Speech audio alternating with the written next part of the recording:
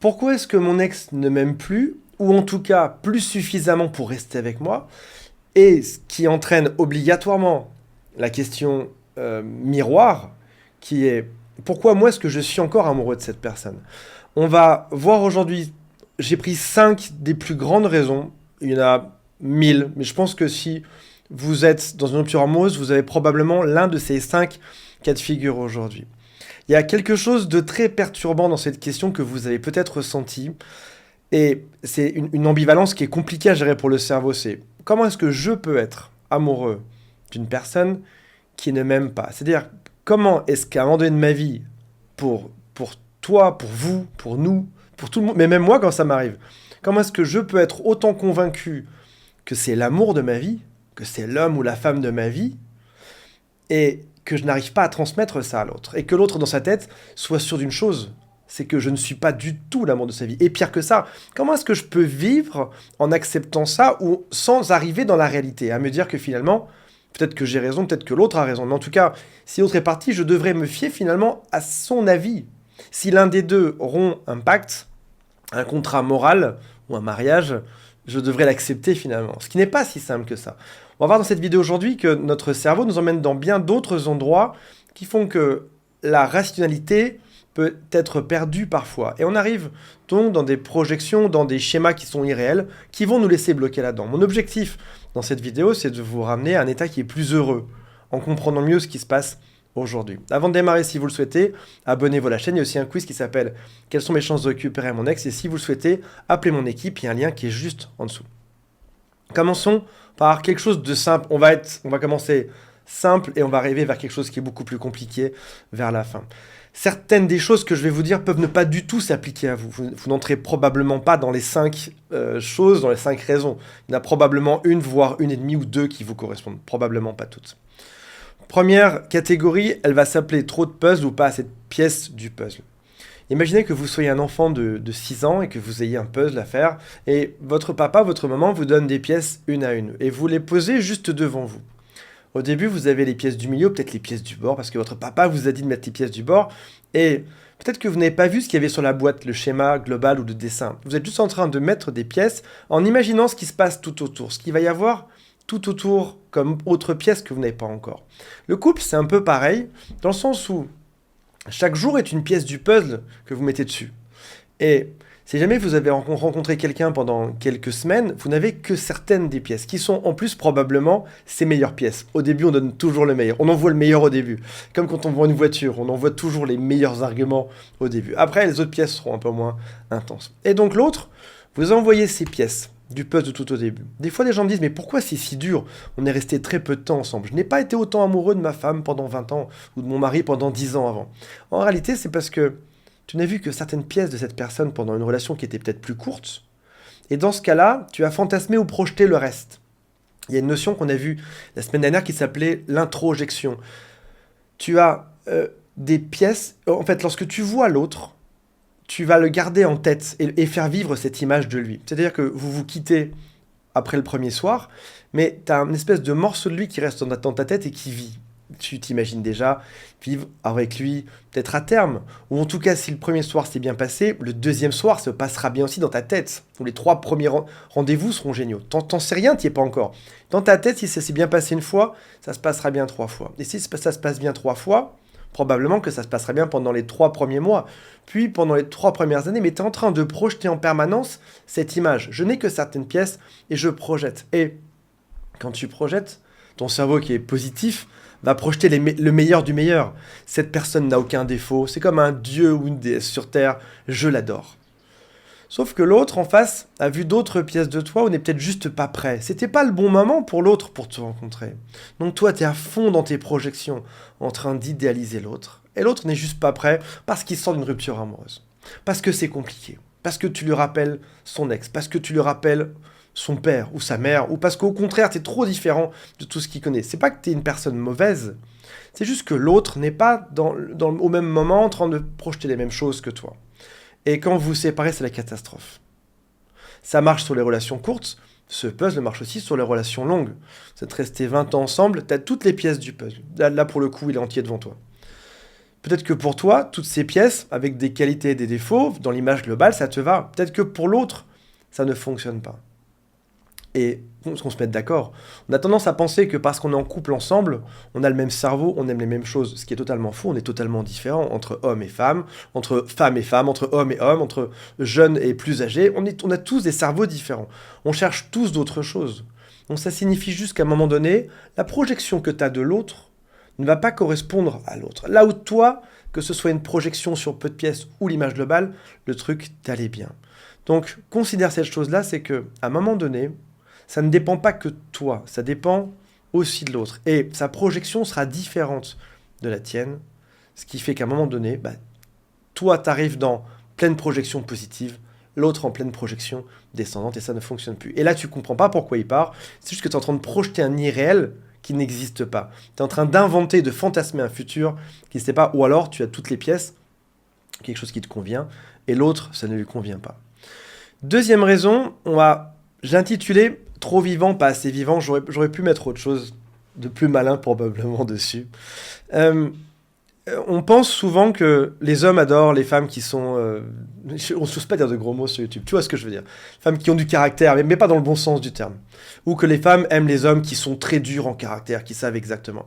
En réalité, c'est un petit peu différent.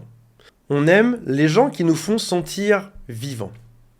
Si par exemple, tu prends ta voiture et que tu vas sur l'autoroute et que tu roules à 200 km/h, ce qui est totalement interdit, tu penseras plus ni à ton passé, ni à ton futur, ce qui est le problème majeur des êtres humains, on en reparlera. Tu es en train de penser à ton présent. Je roule à 200 à l'heure, je me sens vivant. C'est à peu près ce que tu as envie de ressentir dans un couple. Tu veux pas vivre des soucis en permanence, ni des disputes, bien qu'une dispute peut te faire sentir vivant temporairement. À terme, ça marcherait pas, mais temporairement, tu te sens vivant. Tu veux une personne qui te fasse sentir vivant ou qui te donne l'impression d'exister au moment même où ça arrive. Personne qui te fasse rire, personne qui te fasse éventuellement pleurer quand c'est triste, personne que tu consoles, une personne avec qui tu as un présent. Le principal problème des êtres humains, c'est d'être déconnectés de leur présent. On est les seules espèces vivantes à penser en permanence à notre passé, à notre futur, et à qu'est-ce que nos décisions du passé, si elles avaient été différentes, changeraient sur notre futur. Qu'on se mette d'accord, un chat ne pense pas du tout ça. Un chat, ce qu'il veut, c'est bouffer, se mettre au soleil et dormir. Et si jamais il voit un de ses chatons se faire écraser, il va faire « Bref, tant pis, j'en aurai d'autres. » Ça s'arrête à peu près à ça. Il est ancré dans le présent. Là où l'être humain sera toujours, par défaut, probablement beaucoup moins dans le présent et beaucoup plus dans son passé, dans ses ruminations du passé, ou dans ses projections, ou dans ses peurs du futur. Un couple, très souvent, c'est quelqu'un qui te ramène à ça, à la réalité au moment présent. Allez, qu'est-ce qu'on fait ce soir? On va au restaurant. Tu es en train de vivre quelque chose de manière présente, tu oublies tous tes problèmes. Passé, futur, tu n'as plus rien. Et je sais que certaines personnes, restez avec moi sur ça, vraiment c'est important, parce que si vous comprenez ça, c'est peut-être mal expliqué, mais c'est ça le truc. Parfois, tu es avec quelqu'un qui va te faire trop de disputes ou pas assez de disputes, trop vivant, pas assez vivant. On a souvent dit sur cette chaîne que l'amour était une question d'équilibre, fine-tuning. Je me mets juste bien. Pas une personne qui soit trop douce, trop effacée, parce que ça me ramènerait dans mes ruminations, dans mes projections. Pas quelqu'un qui soit non plus trop colérique, parce que là, on est trop dans quelque chose, dans un présent, mais qui serait toxique en plus. Et je n'ai pas envie de vivre ça. Et parfois, je vais revenir encore une fois à ces phases de vie. Tu peux être dans une phase de vie où tu es en train de construire ton travail, où l'autre construit son travail, sa maison, a des soucis avec ses parents, etc. Et du coup, cette espèce d'alchimie présente du quotidien ne fonctionne pas. Restez avec moi, ça a du sens. L'alchimie du quotidien n'existe pas. Parce que l'autre est dans quelque chose d'autre. Ou toi-même, tu es en train de faire quelque chose d'autre dans ta vie qui fait que tu es moins présent dans ce couple-là. Ou alors, vous êtes à distance. Ce qui fait que vous n'arrivez pas à vous retrouver pile à cet endroit du présent aujourd'hui. Et ça explique que parfois, l'un des deux, c'est cette déconnexion. Soit il doit régler ses problèmes, soit peut-être que toi, tu règles tes problèmes à ton travail et tu as moins de temps pour t'occuper de lui, etc. Et c'est ce qui va créer cette fameuse déconnexion qui fait que l'autre va partir. Tu es toujours amoureux, c'est juste que tu étais dans autre chose. Ou alors l'autre est toujours amoureux, mais il était dans autre chose et ça a pris trop de temps. Ça l'a déconnecté de sa réalité heureuse avec toi. Et du coup, vous n'avez pas construit quelque chose d'homogène là-dedans aujourd'hui. Troisième point. Trop présent, pas assez présent, qui va récupérer des éléments qu'on a déjà vus dans la partie 1 et 2. Parfois, tu es bien dans ta peau, tu attends ce couple depuis très longtemps, depuis des jours, depuis des mois, depuis peut-être même des années. L'autre arrive et tu te mets à fond sur cette relation. Tu es focus à 100% sur lui. Qu'est-ce que l'autre veut? Qu'est-ce qu'il aime? Je note sur une feuille. Qu'est-ce que moi je veux? Qu'est-ce qu'il devrait comprendre sur moi? Et tu as une présence qui peut parfois être accueillie par la bonne personne, qui est aussi très présente dans sa vie, mais qui peut aussi être mal accueillie parce que l'autre n'a pas toute cette ressource ou cette capacité à t'accorder du temps par rapport à ça. Donc dans ce cas-là, tu arrives de manière trop intense dans sa vie et l'autre craque. L'autre avait 1000 choses à gérer. On l'a vu dans les points d'avant-ci. 1000 choses à gérer, il craque. Il ne peut pas dédier autant de temps que ça à sa vie. J'ai des gens parfois qui me disent en coaching, ils me disent Antoine, t'as pas quelqu'un à me présenter? Moi, ce que je cherche, c'est une femme ou un homme que je puisse voir un jour ou deux par semaine. Parce que pour ces personnes-là, c'est normal un jour ou deux par semaine. J'en ai d'autres qui me disent d'autres choses, qui me disent Antoine, présente-moi quelqu'un qui serait présent, avec qui je peux emménager quasiment directement, parce que je suis prêt et j'ai envie de ça, j'ai envie de ce quotidien. Et là, on en arrive sur quelque chose qui est important. Au moment où tu fais ta recherche pour trouver l'âme sœur ou l'amour, précise bien ça. Dis bien, moi ce que je cherche, c'est un couple à mi-temps présentiellement, mais à plein temps dans ma tête, c'est un couple à distance ou c'est un couple où on est chacun chez soi, parce que tu indiques directement à l'autre ce que tu souhaites. Et c'est pas déconnant de dire sur Tinder, par exemple, au bout de quelques discussions, qu'est-ce que tu verrais comme type de couple? Dans quoi est-ce que tu devrais t'engager aujourd'hui? On peut être trop présent ou pas assez présent. On peut être trop intense ou pas assez intense. Et ça peut arriver à toi ou ça peut arriver à l'autre. Et on en revient encore une fois à cette même phrase qui est l'amour est souvent une question de timing et non pas de personne. Le timing n'était pas bon, on est encore une fois déconnecté comme on l'a vu dans le point numéro 2. Il peut aussi y avoir différents types d'attachements. On a vu qu'il y avait 4 types d'attachement. Il y a ceux qui ont un attachement qui est équilibré, ceux qui sont évitants et ceux qui sont anxieux. Et puis ceux qui changent un peu d'attachement en permanence. Si jamais tu es une personne qui a un attachement anxieux, donc en gros, si je résume, si je fais une grosse caricature, en gros c'est une personne qui serait dépendante affective. Si une personne dépendante affective se met avec une personne qui est évitante, pour qui amour représente problème ou danger, ou peur, dans ce cas-là, tu sens bien qu'il y aura un problème. Tu seras trop présent pour l'autre, et en même temps, tu auras l'impression que l'autre te fuit toujours. On n'est pas exactement dans ce type d'attachement. Je ne reviens pas dessus parce qu'on en a déjà parlé dans d'autres vidéos. 4e point. Il y a la communication, qui est, comme on le dit très souvent, le pilier principal d'un couple. Communication fait un bon couple. Je t'apprends rien, tu l'as déjà entendu dans beaucoup de conseils, sur Internet, dans des articles, à la radio, partout. La communication fait tout dans le couple. Il peut y avoir une communication insuffisante. C'est-à-dire, en gros, on considère que parce qu'on est dans la même pièce, quand on rentre le soir à la maison, maman, on ferme la porte, on considère qu'on est ensemble. Mais on est finalement 2 colocataires vivant au même endroit, à la même adresse. Oui, notre adresse, c'est la même, sauf que quand on rentre, on se dit rien. On est fatigué par nos journées, et je ne juge personne. Tu peux être fatigué par ta journée, tu peux être dans tes tracas, comme on en parlait précédemment, etc. Dans ce cas-là, communication insuffisante. Avec en plus, une espèce de biais mental qui est étonnant, où à chaque fois on se dit, ça fait déjà longtemps qu'on est ensemble, l'autre pourrait lire dans mon cerveau. On n'a pas besoin de parler ensemble, parce qu'au bout d'un moment, on a l'impression qu'on se connaît tellement qu'on n'a plus besoin de parler, que l'autre peut tout simplement lire dans notre esprit, ce qui est totalement faux. Il faut communiquer de manière régulière. Pose des questions toutes simples, comme par exemple, comment s'est passée ta journée? L'autre va peut-être grommeler quelque chose et pas te dire, mais tu peux insister. Est-ce que tu as eu des problèmes? Est-ce que ça s'est bien passé? Et même, il y a beaucoup de gens qui se séparent au bout de 10 ans, 20 ans de couple, qui ne se sont jamais posé des questions, comme par exemple, de quoi est-ce que tu as le plus peur sur Terre? Quelles sont tes pires angoisses? Ou de quoi est-ce que tu rêverais sur Terre? Oui, il y a des gens qui se séparent au bout de 20 ans sans jamais s'être posé ce type de questions. Tu ne sais même pas à quoi aspire la personne avec qui tu vis au quotidien en permanence. Tu sais quelle marque de pâtes elle aime bien manger, mais tu ne sais pas ce qu'il veut sur Terre. Et dans ce cas-là, la communication est insuffisante. Ça peut aussi être une mauvaise communication. Et là, on est dans un autre type, dans un autre registre de problème. Mauvaise communication, c'est « je te parle, mais je suis agressif » ou agressive. Revenons sur cette histoire. Je vis en couple, tu vis en couple depuis longtemps avec quelqu'un. Et comme tout être humain, tu te dis, il devrait lire dans ma tête, j'ai même pas besoin de parler. Tout le monde te dit ça, je te rassure. C'est quelque chose de suffisant. Et à un moment donné, l'autre fait quelque chose qui te déplaît. Donc là, tu arrives, espèce de double erreur. Non seulement tu te dis, il devrait lire dans ma tête pour savoir ce que je veux ou ce que je pense, et en plus, il n'aurait pas dû faire ça. Et quand tu arrives près de cette personne-là pour lui parler, tu vas pas être sympa, tu vas être agressif ou agressive. Tu vas froncer les sourcils, tu seras tendu, contracté, tu auras des mots qui seront pas très sympas, tu vas lui faire des reproches qui pourront être tout bêtes, qui seront même pas les vrais reproches. Tu aurais pu ranger le lave-vaisselle, ce qui n'était même pas ce que tu voulais dire à la base. C'est juste une espèce de conséquence ultime de plein d'étapes dans ta tête. Tu aurais pu ranger le lave-vaisselle. Non, ce que tu voulais dire, c'était je range le lave-vaisselle parce qu'on a dîné à la maison. On a dîné à la maison alors qu'en fait je voulais t'emmener au restaurant, mais comme tu es toujours fatigué, on n'a pas réussi, et du coup j'ai l'impression que tu me regardes pas. Mais ton j'ai l'impression que tu me regardes pas, c'est transformé à la fin en quelque chose d'agressif, t'as pas rangé le lave-vaisselle, dans une espèce d'escalade d'idées qui finit par un reproche nul sur un truc du quotidien. L'autre, bien sûr, te regarde, il fait je comprends pas ce qu'il veut dire, qu'est-ce qu'elle veut dire, pourquoi est-ce qu'il râle là-dessus. Et ça s'arrête là. Communication agressive.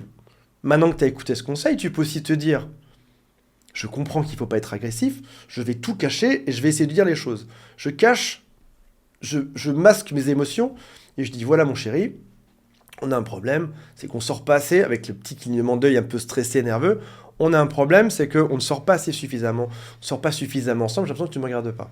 Mais encore une fois, c'est non seulement un reproche, en plus tu arrives de manière agressive vers l'autre. Même en essayant de le cacher, tu as l'air agressif. Tu arrives comme ça en cachant quelque chose, tu te dis waouh, ça va être ma fête ce soir, l'autre il a pas l'air heureux. Et encore pire, il est en train de cacher qu'il est énervé après moi. Et donc là, dans ce cas-là, fais quelque chose qui est contre-intuitif, c'est non seulement dis-toi que tu dois surcommuniquer avec l'autre, et en plus, ne pas cacher, plutôt que d'être agressif ou tenter d'être neutre, prends-le dans les bras et dis-lui voilà mon chéri ou ma chérie, prends-le dans les bras ou prends sa main ou embrasse-le et dis-lui j'aimerais qu'on sorte plus souvent ensemble, on fait plus rien. Et là, c'est difficile d'aller embrasser quelqu'un qui t'a énervé ou qui ne te comprend pas, mais ce sera probablement la meilleure manière pour que ça se passe bien, que ça progresse entre vous deux. Restez avec moi sur ce conseil-là. Prends-le dans les bras, embrasse-le, tu ne me regardes pas assez, ça fonctionne pas. Oh, je m'ennuie, allez, viens, on y va, on sort. Là, il y a des chances que l'autre vienne avec toi. Pas la bonne communication, qu'est-ce que ça implique souvent aussi? C'est ce que je vous dis sur toutes ces chaînes, c'est faites un silence radio. Sauf qu'en réalité, quand il n'y a pas de communication, qui est silence radio ou pas, ça sert à rien. Dans ce cas-là, il faut même renommer la chose. Il faudrait remplacer le terme silence radio par période où je peux me retrouver faire enfin une introspection, ou tu peux te retrouver faire une introspection, et à la fin, au bout de 3-4 semaines, ou même peut-être même plus court, au bout d'un week-end, on se retrouve et on dit ce qu'on a pensé chacun.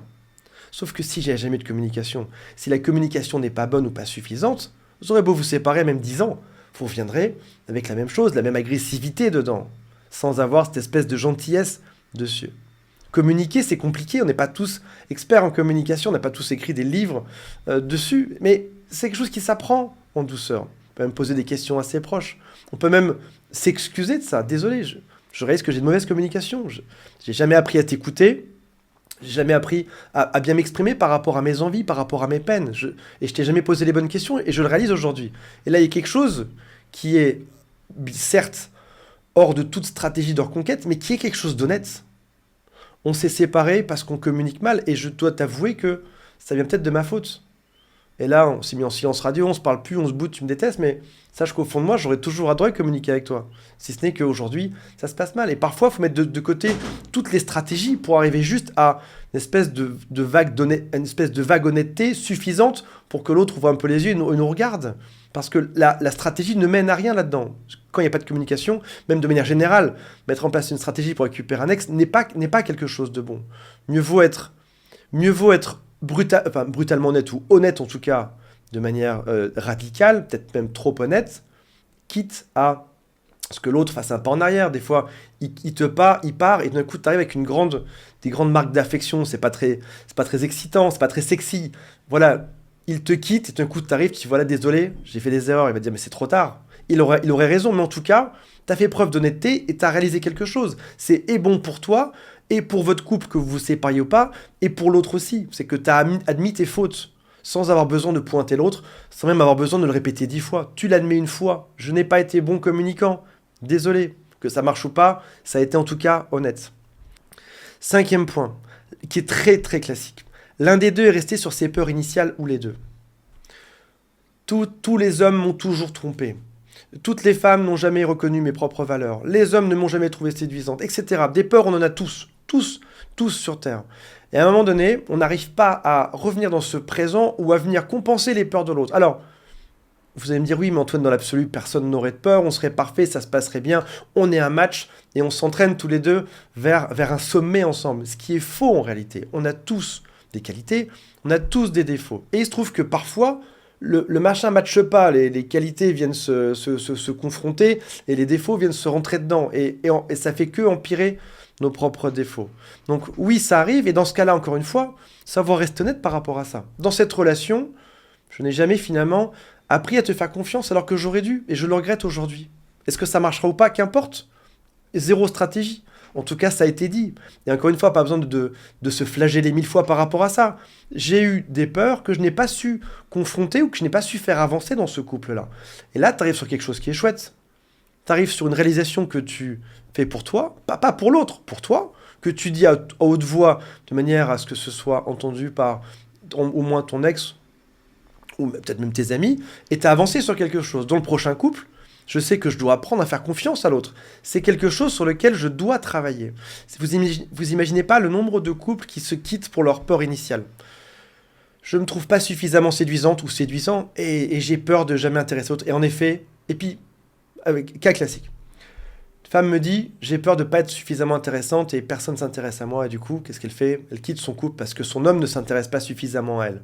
Mais finalement, elle a pris pour elle le fait que son homme ne s'intéresse pas à elle pendant quelques temps. Sauf qu'en fait, cet homme-là était dédié à fond à son travail. Mais elle, comment est-ce qu'elle l'a interprété? Pas il a fait son travail, il a des problèmes avec son chef, parce que lui, bien sûr, n'a pas réussi à communiquer dessus. Elle l'a interprété comme, encore une fois, je ne suis pas suffisamment belle, pas suffisamment intéressante, pas assez, ou trop quelque chose. Et du coup, il ne s'intéresse pas à moi à cause de ça. Sur quoi t'es resté? Sur ta peur initiale. Et quasiment tout ce que fera l'autre ira conforter cette peur initiale. Il travaille trop, donc il m'aime pas. Non, c'est peut-être juste qu'il travaille trop. Mais comme t'as pas réussi à le communiquer, t'en sauras rien. Il est jamais là, donc il ne trouve pas séduisante. Pas du tout. Il vient peut-être juste d'une famille où il n'a pas été éduqué pour dire ceci. Maintenant, une fois que tu as mis de côté tes stratégies, une fois que tu as dit les choses, c'est à l'autre de gérer ça. Tu as fait ta part du boulot, tu n'as pas jugé sa partie, tu as juste jugé ta propre partie. Tu as fait un point introspectif correct sur ce qui t'arrive à toi. Tu l'as dit à l'autre.